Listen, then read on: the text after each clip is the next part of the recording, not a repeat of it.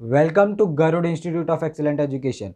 हमारा quadrilateral lesson चालू था क्लास 9 का 5.3 कंप्लीट कर देंगे। आई बटन दे रहा हूँ, आई बटन पे लिंक आ रहा होगा, जाके ज़रूर देखना, प्लेलिस्ट लगाई हुई है। बहुत से काम के लेसन है, रिवीजन के लिए बहुत हेल्प होगा। चलो स्टार्ट करते हैं। 5.3 का फर्स्ट क्वेश्चन मैं सिखा चुका हूँ इसके पिछले वीडियो में। लास्ट तक देखना, लास्ट में, क्योंकि एंड स्क्रीन पर मैं एक सजेशन बॉक्स देने वाला हूँ। वो सजेशन बॉक्स में वो वीडियो है, तो जाके ज़रूर देखना, और नीचे डिस्क्रिप्शन में भी लिंक है, चाहे तो जाके देख सकते हो। ओके, चलो सेकेंड वाला सम। फर्स्ट वाला मैं करवा चुका हूँ, सेकेंड में देखो रोम्बस दिया है जिसका नाम है PQRS। एक क्या बोलते हैं, ये कुछ इन्फॉर्मेशन दी है कि एंगल SPQ 75 डिग्री है, PQ जो है 7.5 है। ये सारे टेक्स्ट बुक में दिए हुए, तो टेक्स्ट बुक ज़रूर खोल के बैठना। ओके, तो गिवन टू प्रूफ मैं आपके ऊपर छोड़ रहा हूँ। सोल्यूशन पे आ जाते हैं डायरेक्ट। सोल्यूशन सबसे पहले लिख दो कि quadrilateral PQRS is equals to rhombus. क्यों, ये तो गिवन है अपने को, ये रोम्बस है, ये तो गिवन है अपने को। ओके, ये रोम्बस होने के कारण इसके डायगोनल्स जो होते हैं, इसके आई गेस ये 9th वीडियो है, तो आप 7th वीडियो जाके ज़रूर देखना, लेसन पार्ट 7 ज़रूर देखना, क्योंकि उसमें मैंने प्रॉपर्टीज़ बताई हुई है। ओके, चलो क्वाड्रिलेटरल PQRS जो है वो रोम्बस है, वो जो गिवन है अपने को। अब एंगल SPQ जो है, मुझे एक बात बताओ, आपने सीखा था कि जो एंगल होता है, ये जो डायगोनल होता है रोम्बस का, वो एंगल को बाइसेक्ट करता है, यानी दो हिस्सों में बांट देता है। दो हिस्सों में बांट देता है यानी 75 का आधा ये होगा, ये वाला एंगल आधा होगा। तो एंगल क्या, OPQ, एंगल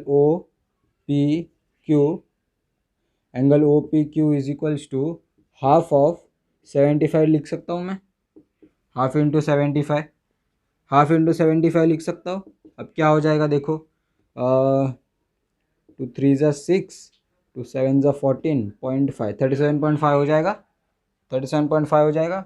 अब उसके बाद ये आपको 37.5 मिल गया, ये 90 है, तो ये PQO मिल जाएगा आपको, PQO बराबर।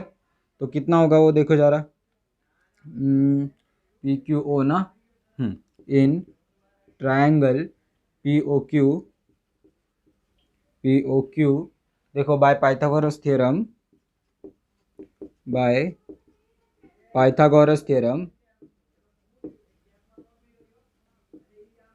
अब पाइथागोरस थ्योरम के हिसाब से क्या होगा, PQ जो होगा, PQ का square is equals to PO का स्क्वायर प्लस,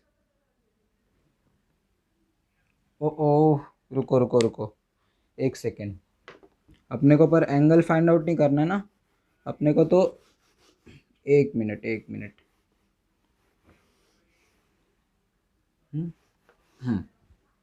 ये वाला एंगल मिल गया ना अपने को। अब तीनों एंगल मिलके 180 होता है, ये तो मालूम ही होगा। Angle OPQ plus angle POQ plus angle PQO is equals to 180 degree. अब ये दोनों एंगल मालूम है, POQ कितना है देखो, 90 डिग्री है। ओके, और ये कितना है, ये अपन ने अभी फाइंड आउट किया, 37.5 डिग्री है, 37.5 plus angle PQO is equals to 180। तो एंगल PQO जो है वो कितना हो जाएगा, 180 माइनस 90, 100, 110, 120, 127, 127.5, 127.5 हो जाएगा। वो करके देख लो बाजू में, 180 माइनस 127.5 0.0। ओके, 8 7 9 10 5 2 5 52.5 आ रहा है कुछ, 52.5। अब आपको सिर्फ ये वाला एंगल मिला है 52.5। मैंने क्या बोला था, जो डायगोनल होता है वो बाइसेक्ट करता है, आधा आधा करता है, तो ये पूरा एंगल कितना हो जाएगा, तो angle PQR angle P Q R is equals to double of angle P Q O, बराबर ना। तो 2 इंटू क्या हो जाएगा 52.5, 52.5 को 2 से अगर मल्टीप्लाई करते हो तो कितना आता है 5 टू ज़ा 10, 2 टू ज़ा 4 प्लस 1 5, 5 टू ज़ा 10, 105। ओके, तो 105 डिग्री आपका पी क्यू आर है, समझे। अब यही सेम मेथड फॉलो करके ना आप ये एस आर क्यू भी निकाल सकते हो। ये मैं आप पे छोड़ रहा हूँ, क्या करना है मैं बता दे रहा हूँ। देखो ये वाला एंगल आपको कितना मिला, पी क्यू ओ कितना मिला आपको, पी क्यू ओ जो है ये देखो 52.5 मिला, तो यहाँ पर लिख देता हूँ मैं 52.5। अच्छा 52.5 मिल गया एक बार। अब 52.5 वो साइड भी रहेगा, ये साइड भी 52.5 रहेगा, ये वाला भी 52.5 रहेगा, बराबर कि नहीं। और ये 90 है ही। ओके, 90 और 52.5 सेम आंसर यहाँ पर भी आएगा, समझे। सेम आंसर यहाँ पर भी आएगा। और रोम्बस के हमेशा याद रखना साइड्स सेम रहते हैं। रोम्बस की जो है साइड्स सेम रहते हैं, तो P Q is equals to Q R हो जाएगा। Is equals to P Q is equals to Q R is equals to कितना हो जाएगा 7.5 हो जाएगा। ओके 7.5 क्यों, हाँ sides of rhombus are same, sides of rhombus are same. Okay, अब मैं आपको बताने वाला था कि रोम्बस में और स्क्वायर में क्या फ़र्क होता है। देखो रोम्बस और स्क्वायर में बस एक फ़र्क होता है, स्क्वायर का हर एक एंगल 90 डिग्री होता है, और रोम्बस का ज़रूरी नहीं है कि कोई एंगल 90 डिग्री हो। एंगल इधर अलग अलग होते हैं, 90 डिग्री भी हो सकते हैं पर ज़रूरी नहीं है। ओके, तो स्क्वायर और रोम्बस में सबसे बड़ा फ़र्क है, बाकी सब सेम है। ओके, ये हो गया, ये आपको होमवर्क दे दिया। ओके, समझ गए। ये वाला कर लोगे फाइन, एस आर क्यू यहाँ पर अलग आएगा, थोड़ा अलग आएगा, चेकआउट कर लेना। ओके, देख लो, कॉपी कर लो और कमेंट करना अगर नहीं हुआ तो। चलो मिटाते। चलिए अब थर्ड पर आ जाते हैं। थर्ड पर देखो बहुत ही सिंपल क्वेश्चन है। क्या दिया है कि quadrilateral I J K L जो है वो एक स्क्वायर है, तो स्क्वायर की प्रॉपर्टी चमकनी चाहिए। अब ये जो क्या बोलते हैं बाइसेक्ट सॉरी इंटरसेक्ट है जो डायगोनल, स्क्वायर का जो डायगोनल इंटरसेक्ट है वो पॉइंट का नाम है एम। तो क्या बोला है, angle I I M J find out करने बोला है। फिर एंगल के आई जे या जे आई के, कुछ भी बोलो एक ही बात है। फिर angle L J K L J के। अब ये 3 एंगल फाइंड आउट करने बोला है, तो गिवन टू प्रूफ मैं आपके ऊपर छोड़ रहा हूँ। Okay, solution first, quadrilateral I J K L is equals to square, simple given है। ओके, सिंपल क्या है, गिवन है। अब एक और बात, मैं पिछले सम में शायद मैं रीज़न लिखना भूल गया था, वो रीज़न ज़रूर लिख लेना। Perpendicular diagonals of the rhombus bisects perpendicularly. Okay, I J K L is a square. अब ये स्क्वायर है, गिवन है अपने को। अब सीधी सी बात है कि angle I M J is equals to 90 degree हो जाएगा। 90 डिग्री क्यों हो जाएगा, क्योंकि diagonals are the perpendicular bisector of each other. क्या रीज़न आएगा, diagonals are perpendicular bisector of each other. Okay, तो उस कारण ये वाला 90 हो जाएगा। अब ये 90 होने के बाद ये जो एंगल है, कौन सा मैं बोल रहा हूँ, जे आई के वाला, तो सेकेंड में क्या लिख सकते हो कि angle J I K is equals to half of 90 degree, half of 90 यानी 45। क्यों? इसमें रीज़न क्या आएगा? क्योंकि diagonals bisect the opposite angles, diagonals bisect the angles लिख दो, डायगोनल्स बाइसेक्ट दी एंगल्स। क्योंकि स्क्वायर का जो डायगोनल होता है वो एंगल को हाफ पार्ट में डिवाइड कर देता है, बाइसेक्ट कर देता है, आधा आधा कर देता है। ओके, अब थर्ड चीज़ देखो, वही है एल जे के। अब एल जे के भी आधा ही है, देखो जरा, angle L J K is equals to half of 90 again, तो 45 हो गया। इसका भी सेम रीज़न, वही सेम रीज़न लिख देना। ओके, वही सेम रीज़न यहाँ पर भी आएगा। हो गया क्वेश्चन सॉल्व, बहुत आसान था, छाप लो, देख लो। ओके, कुछ डाउट रहेगा तो कमेंट करना ज़रूर, तुम्हारे लिए ही है वो कमेंट बॉक्स। ओके, चलो मिटा देते हैं। तो चलो फोर्थ सम करते हैं अभी। फोर्थ सम भी बड़ा आसान है, एकदम सिंपल। देखो सिंपली दिया है ABCD, कोई भी एक रोम्बस है, रोम्बस में एक पॉइंट है P जो दोनों डायगोनल्स को इंटरसेक्ट कर रहे हैं। तो रोम्बस की सारी प्रॉपर्टीज़ रिकॉल होनी चाहिए, चमकनी चाहिए। ओके, तो सोल्यूशन वापस गिवन टू प्रूफ में आपके ऊपर छोड़ रहा हूँ। वैसे ये गिवन है और ये प्रूफ क्या बोलते हैं, टू फाइंड है। ओके, ज्योमेट्री तो ज़रूर लिखना क्योंकि वो लिखना पड़ता है। ओके, सबसे पहले quadrilateral as usual ABCD is equals to rhombus. क्या आएगा reason? Given, simple ABCD is equals to rhombus, और वो क्या है? गिवन है। अब एक बात बोली है कि AC जो है, AC इज इक्वल्स टू कितना है? 20 सेंटीमीटर, ये गिवन है। तो मुझे एक बात बताओ, AP जो होगा हाफ ऑफ 20 होगा क्या?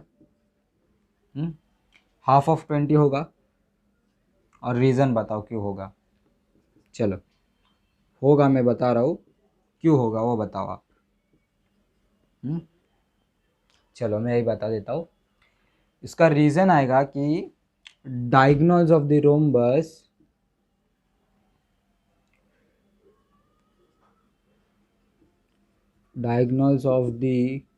Rhombus are perpendicular bisector. Okay, इसका मतलब ये हुआ कि एक लाइन को देखो, परपेंडिकुलर बाइसेक्टर माने ये वाला, ये हाफ जो है, समझो ABCD और O नाम दिया है, तो AO और BO ये इक्वल होगा, CO और DO ये इक्वल होगा। पर ये इक्वल तो होगा, पर ये दोनों एंगल, ये और ये वाले लाइन के बीच में का एंगल जो होगा वो 90 डिग्री होगा। समझे? ओके, चलो, तो वही ये यहाँ पर भी हुआ है। तो 10 सेंटीमीटर मिल गया, तो ये मैं लिख सकता हूँ 10 सेंटीमीटर। AP जो है वो 10 सेंटीमीटर मिल गया है। अब सेकेंड चीज़ जो है, देखो सेकेंड चीज़ में क्या बोल रहा हूँ मैं, जो BD है वो अपने को 21 सेंटीमीटर गिवन है। BD is equal to 21 centimetre, ये भी क्या है? गिवन है। तो सेम उसके जैसे AP हुआ, वैसे मैं BP को लिख सकता हूँ। तो BP is equals to half of 21 हो जाएगा। ये सेम रीज़न चिपका दो इधर। ओके, तो BP क्या हो जाएगा? हाँ, चलो 10.5 हो जाएगा, 10.5 सेंटीमीटर। याद रखना, यूनिट्स लिखते जाना, अगर क्वेश्चन में यूनिट्स दिया तो यूनिट लिखते जाना। छोटा दरवाजा बंद कर रहे। ओके, अब ये सब हो गया, ये आपको मिल गया 10.5 सेंटीमीटर, वो आपको मिल गया 10 सेंटीमीटर। अब सीधी सी बात है, इन ट्राइंगल, अब थर्ड स्टेप में क्या है? देखो थर्ड स्टेप में क्या है, in triangle A P B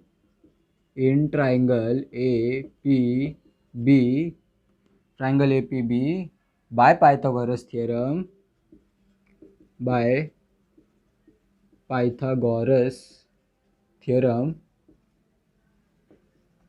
by Pythagoras theorem. Pythagoras theorem की वजह से क्या हो जाएगा, जो ए बी है, ए बी का square is equals to A P का स्क्वायर प्लस ए पी का स्क्वायर प्लस पी बी या बी पी का स्क्वायर, पी बी या बी पी कुछ भी लिख सकते हो, आपकी मर्ज़ी। तो ए बी कितना है वो तो आपको मालूम ही नहीं है, तो ए बी का स्क्वायर ही रहने दो। ए पी स्क्वायर अपन ने ढूंढा था कितना है 10 सेंटीमीटर, तो 10 का स्क्वायर, ओके, और ये 10.5 का square, okay, comfortable, agree, okay. अब ए बी का स्क्वायर जो है 10 का स्क्वायर कितना होता है 100 प्लस 10.5 का स्क्वायर कितना होता है वो ढूंढने का सिंपल मेथड देखो। 10.5 का ही स्क्वायर करना है आपको, कोई दूसरा कोई तीर नहीं मारना है। देखो 10.5 जो है ये पॉइंट को भूल जाओ थोड़ी देर के लिए, और 105 का स्क्वायर मुझे ढूंढ के बताओ। 105 का स्क्वायर, अब 105 का स्क्वायर, चलो आपके साथ मैं भी ढूंढता हूँ। 105 का स्क्वायर, ओके, ढूंढो ढूंढो, मैं ढूंढ रहा हूँ तब तक आप भी ढूंढो।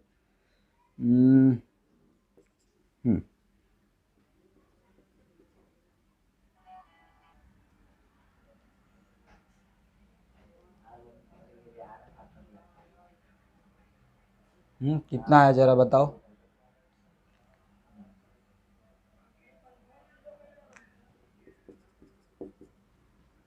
तो चलो मुझे आया है 11025, 11025 पर यहाँ पर पॉइंट है तो 2 नंबर के बाद पॉइंट, 110.25, ओके, 110.25।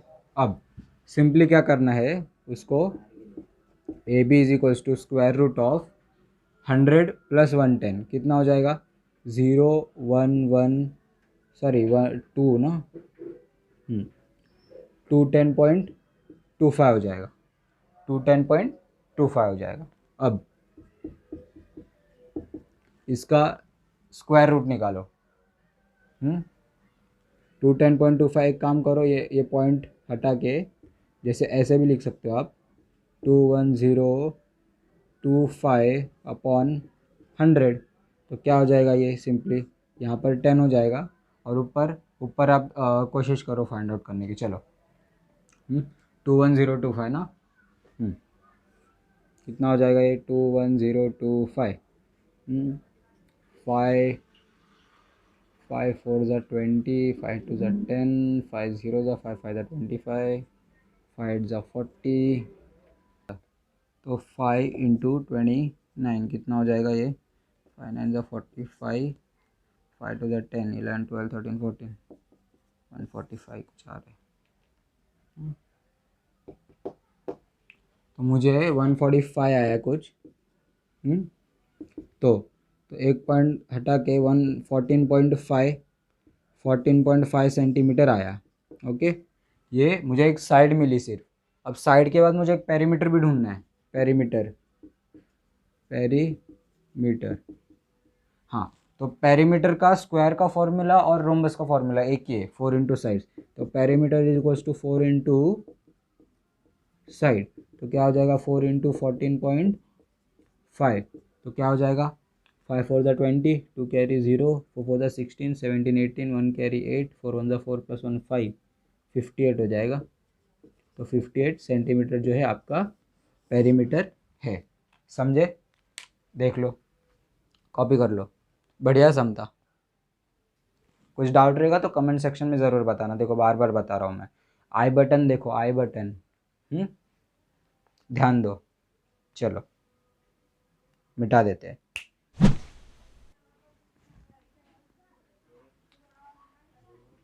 चलो दोस्तों देखो हो गया है 5.3, डिक्लेयर कर रहा हूँ मैं, हो गया। क्यों हो गया है, क्योंकि 5th वाला जो क्वेश्चन है वो मैं आपके ऊपर छोड़ रहा हूँ। अगर आपको नहीं समझा तो मेरा फर्स्ट क्वाड्रिलेटरल का मेरे चैनल में जाइए और प्लेलिस्ट में जाइए, क्वाड्रिलेटरल लेसन का प्लेलिस्ट चेक कीजिए।